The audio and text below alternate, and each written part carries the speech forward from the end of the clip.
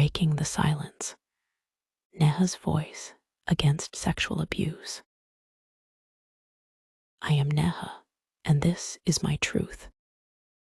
I'm 15 now, but the story I'm about to tell started 2 years ago, when I was 13, and everything in my world changed. Back then, I was just a cheerful girl who loved school, laughed loudly, and trusted the people around me. Among them was a family friend, someone I called Uncle. He was always kind to me, brought chocolates, praised my grades, and made everyone laugh. My parents trusted him. I trusted him until one day that trust shattered.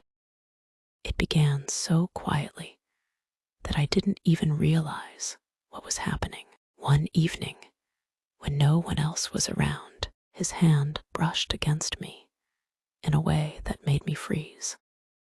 I remember feeling a chill run through me, but I told myself I must be imagining it. The next time it happened, I knew I wasn't. His touches became deliberate. He started finding excuses to be alone with me, and always, after, he would smile like nothing had happened. I didn't know what to do. I felt scared, confused, ashamed. He told me not to say anything. He said people wouldn't believe me, that I'd ruin my family. At 13, I didn't have the words to fight back. I believed him. I blamed myself, and I stayed silent. But that silence ate me alive. I stopped laughing. I avoided people. I stopped looking at myself in the mirror. I still did well in school, still smiled in photos, but I was breaking inside.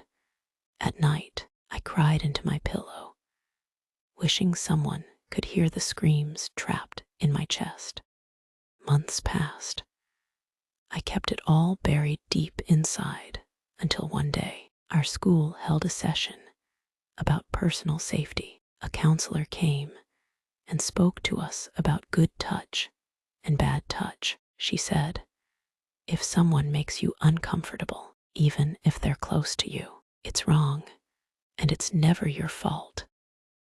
I remember sitting there, my heart thudding. Her words hit something inside me. It was like she had opened a locked door. For the first time, I believed it wasn't my fault.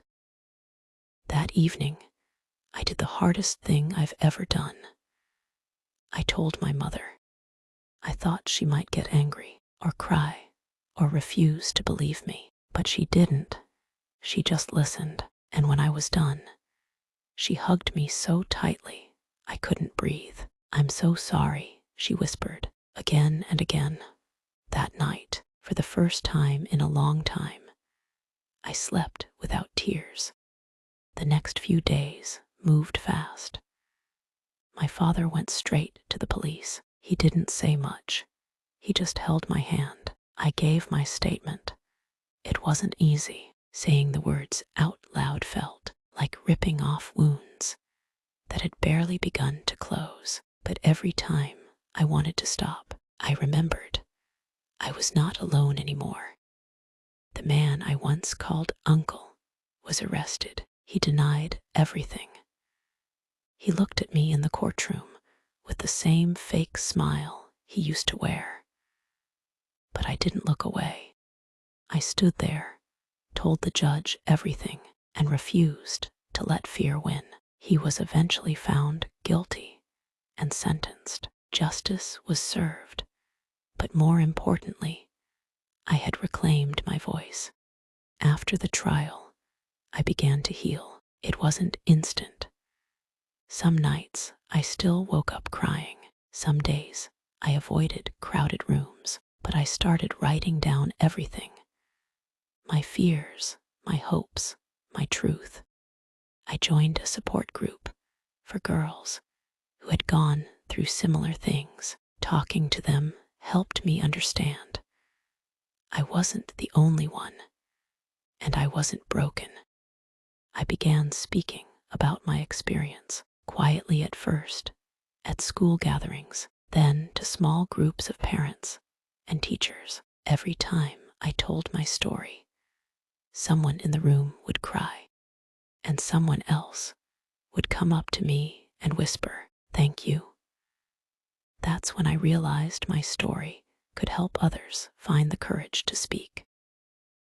I spoke not just to tell people what happened to me, but to say what should happen next. I told parents to believe their children, even if the truth is hard.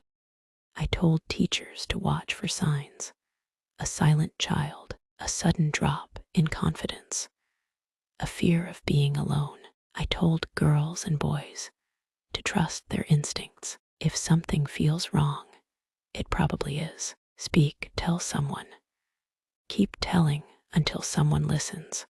Some people said I was brave, but I don't think bravery means not being afraid. I was terrified. I still am, sometimes. But bravery, I've learned, is speaking even when your voice shakes. It's standing up when your knees tremble. It's choosing truth over silence.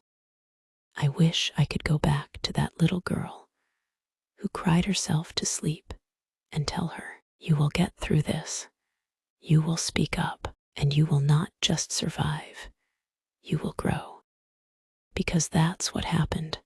I grew. I found strength I didn't know I had. I stopped being just a girl who was hurt. I became someone who could heal, help, and fight. I don't tell my story for sympathy. I tell it for every child who feels trapped, afraid, or ashamed. I want them to know you are not alone. You are not at fault. You are not what someone did to you. You are everything you choose to become after. I am Neha. I faced sexual abuse. I faced silence. I faced fear, but I also faced the truth. I spoke. I fought. And now I live with dignity, with courage, and with purpose. Thanks for watching. Please like, comment, share, and subscribe our channel